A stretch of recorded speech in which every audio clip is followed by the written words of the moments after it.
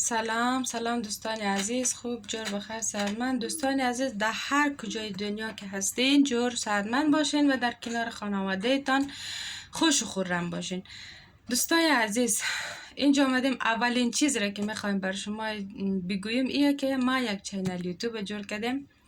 این چینل یوتیوب در نام خودم است، عاقله رضایی. دیگه چیزش باعث شد که مثلا ما این چینل یوتیوب را جور کنم بلده خو و اینا رو کلگیشی بلده شما میگیم. دیگه ما یک روز همین قند خانه ششتادم. خب مو خانما طبیعتا وقتی مثلا کار خانه را انجام میدیم دیگه کلا بیکاری دیگه.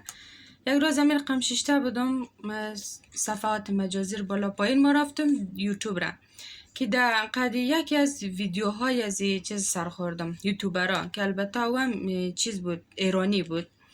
قد از او سر خوردم، در سرم چیز ویدیوش نوشته که که تو از همین الان میتونی شروع کنی.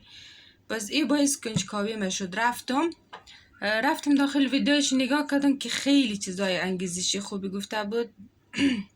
خب تقریبا این ویدیوهای از این که دیدم ما تقریبا یک هفته کلن ما شب روز همه ویدیوهای از این میدیدم. مثلا تمام ویدیوهایی که گذاشته بودم امایش که مثلا بعد به دردم مخورد اونها رو نگاه میکردم. تقریبا یک هفته از این ور از اون ور دیگه خو ای آخر 100 دل نه یک دل این چینل یوتیوب جور کردم. ایره جور کردم، بعد از او خدایا ما دقیقا محتوای زیمندم، محتوای زیرال ما چیز جور کنم. ولی از آشپزی ویدیو میلوم خوش منمه، از چیز از خانه داری کلن ویدیو میلوم خوش منمه. خدایا مثلا یک ویدیو رو جور منم ایره نشان میدیم که چی رقمه او نشان، هر کس یک چیز میگه دیگه کلن ناامید خلاصه امیر قمی باز دوباره امیر قمی صفحه یوتیوب بالا پایین دوباره با ویدیوی ازی سر خوردم. البته ما چیز را سابسکرایب نکردم، خواهم امیر قمی یک دفعه ده پیش من مادر باز دوباره ویدیوی ازی را دیدم که در چیز ویدیو نوشته که تو ده حرف از او گوش نکن، فقط کار خود کنم ده گفته از مو مردم.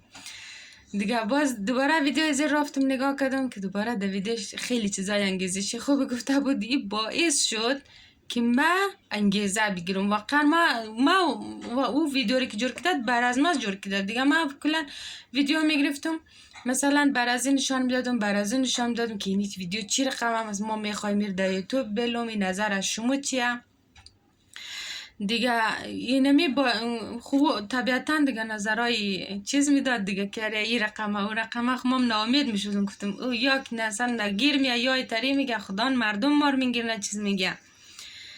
باز دیگه نمیشتم، منصرف میشدم دوباره. باز امی ویدیوی از یوتیوبر که دیدم باز دوباره انگیزه گرفتم و اینمی ویدیویی که ما اینمیال دارم ثبت منم اونمو انگیزه هسته که اونمو یوتیوبر بر از ما دیده و ما این چیز ثبت منم این ویدیو را و امیدوارم که شما ما را تنها نیلین، اما صفحه ما را سابسکرایب کنین، لایک کنین تا ما بتونیم ویدیوهای خوب و قشنگ از زندگی روزمرگی، از آشپزی، مثلا از بیرون رفتو از اینا برای شما به اشتراک بلم.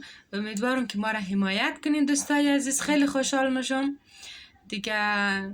فعلا زیاد پرحرفی نمونم که سر شما رو به در نیرم. خود من اینمیالی که مثلا این چیزا رو گفتم در نظر خود خیلی کار کردم، خیلی شاهکار کردم دیگه. حمایت کن و یک گپ دیگه هم راستی شما بر از ما بگوین که مثلا ما چون تازه اولی کاره شما بر از ما بگین کجای کار اشتباه مارم، کجای کار درست مارم تا ما بتونم پیشرفت کنم و آرزوی سلامتی هم بر تمام شما دوستان منم دیگه. فعلا خدا حافظتان.